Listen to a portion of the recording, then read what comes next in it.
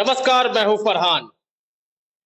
पहलगाम हमले के बाद जिस तरह भारतीय सेना ने अपना जौहर दिखाया, शौर्य दिखाया, सभी आश्चर्यचकित हैं और यह होना भी था। इसी को लेकर हम तमाम देश के उन नेताओं के पास जा रहे हैं, उन प्रवक्ताओं के पास जा रहे हैं जो लगातार देश के लिए चिंता व्यक्त करते रहे हैं। तो इसी मुद्दे को लेकर आज हम आजाद समाज पार्टी के राष्ट्रीय प्रवक्ता सतपाल चौधरी के पास पहुंचे हुए हैं और जानने की कोशिश करेंगे कि ये जो सारा माहौल चल रहा है, गोलाबारी दोनों तरफ से चल रही है, इसका आखिर अंत क्या होगा और ये कैसा है भारत के लिए। तो क्या लगता है आपको, जिस तरह से भारतीय सेना ने जवाब दिया है, तो अभी कुछ बाकी है, आखिर निवारण क्या होना चाहिए?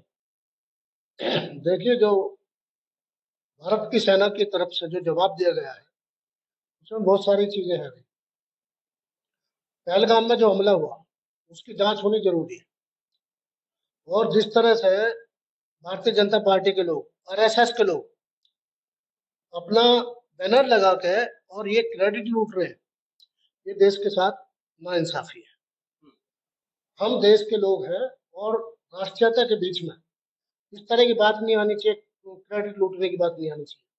लेकिन जिस तरह से बैनर लगाए जा रहे हैं पूरे देश में कि मोदी जी ने, योगी जी ने और अमित शाह जी ने पूरे पाकिस्तान को नेस्तनाबूद कर दिया, तबाह कर दिया।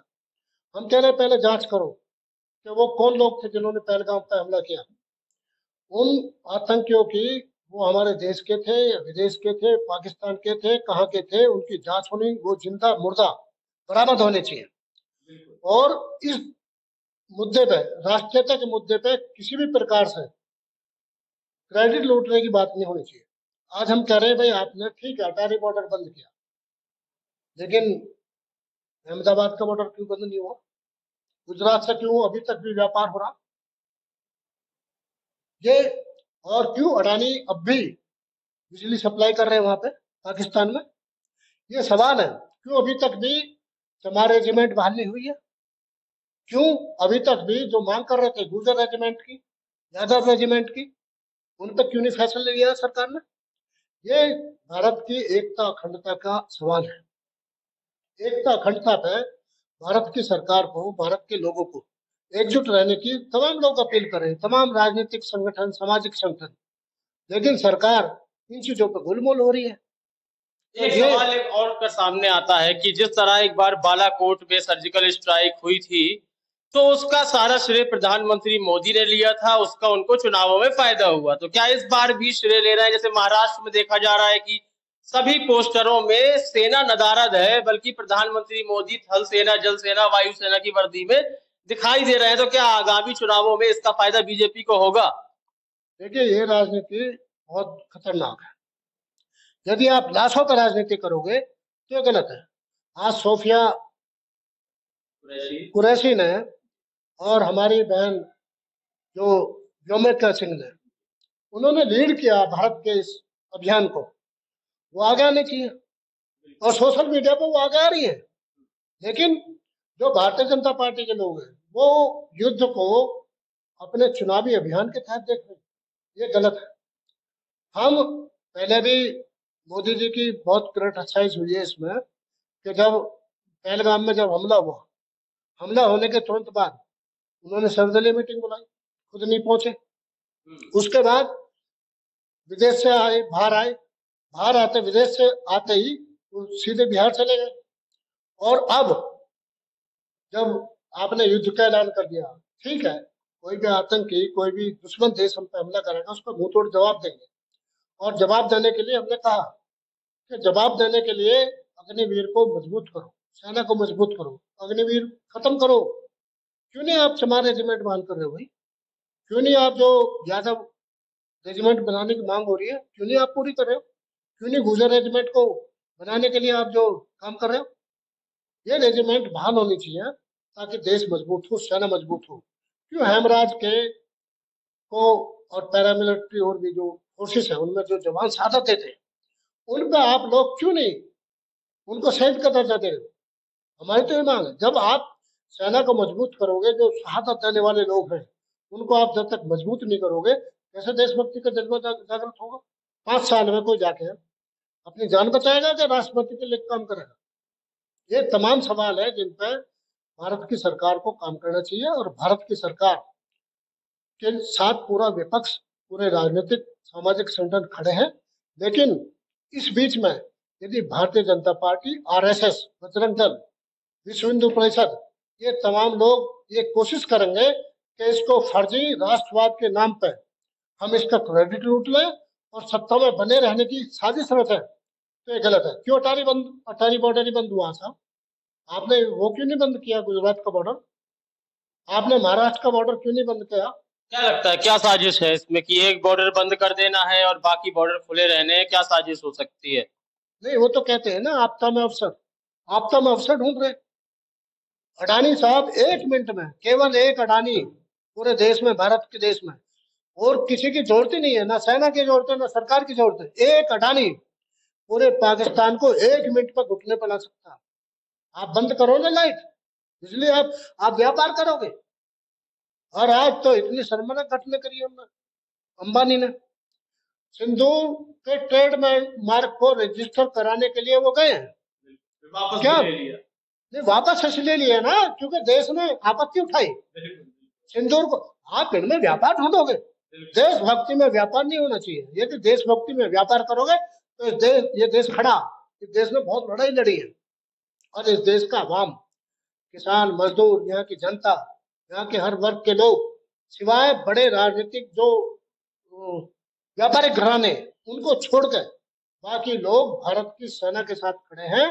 और कोई भी, क्या हम तो कह रहे हैं पाकिस्तान ही नहीं, पाकिस्तान को तो इसलिए आप ज्यादा एक्सप्लॉइट करते हो क्योंकि यहाँ हिंदू मुस्लिम हो जाए। चाइना ऐसा करो ना, चाइना क्यों इतनी, उस पर जवाब देना चाहिए सरकार को कि चाइना में कितने, चाइना ने हमारे अंदर घुस के भारत में कितने मील जमीन पर कब्जा किया, इसका कौन जवाब देगा? भारत की अखंडता, भारत की एकता, भारत का स्वाभिमान, भारत का शौर्य वो जीवित रहे, उसके लिए एक एक पॉइंट पर बात करने की जरूरत है सर। ये आप गुजरात से आप व्यापार करोगे, महाराष्ट्र के पोर्ट से आप व्यापार करोगे, अटारी का आप जो पोर्ट बंद कर दोगे, रास्ता बंद कर दोगे, ये नहीं चलेगा। इस देश में आप लोग समझ रहे हैं। सोशल मीडिया, मैं तारीफ करता हूँ उनकी, हमारे प्रशंसा करता हूँ अपने जो सोशल मीडिया पे लोग हैं, उन्होंने बहुत मजबूती के साथ में इस देश के एकता और अखंडता के लिए उन लोगों ने जो आवाज बुलंद कर रहे हो लगातार, और देख रही है देश की जनता कि आप क्या कर रहे हो। हम कह रहे हैं कि वोट की राजनीति इस पर नहीं होनी चाहिए। हम देश की के जो बहादुर जवान है उनकी शहादत पे वोट की राजनीति नहीं होने देंगे, ये हमारा संकल्प है। माननीय चंद्रशेखर आजाद जी ने भी बार बार कहा। और आप बहाल करो ना जिन्होंने बहादुरी दिखाई है, चमार रेजिमेंट ने, यादव रेजिमेंट, गुजर रेजिमेंट, जाट रेजिमेंट अपना, सिख रेजिमेंट अपना शौर्य दिखा रही है। आप उन लोगों को बहाल करने की और उन लोगों को आगे बढ़ाने की बात नहीं कर रहे हो। आप इस पर राजनीति न करो, इस देश को देश रहने दो। भारत है, भारत सक्षम है, भारत इतना बड़ा बाजार है कि इस बाजार के बूते हम चाहे कितना भी बड़ा दुश्मन हो उसको मुंह तोड़ जवाब देने की स्थिति में है। जैसे पुलवामा हमला हुआ था तो उसके बाद काफी विपक्ष के ऊपर से आरोप लगाए गए, विपक्ष के द्वारा, कि शायद कहीं ना कहीं देश के भीतर की यह साजिश है।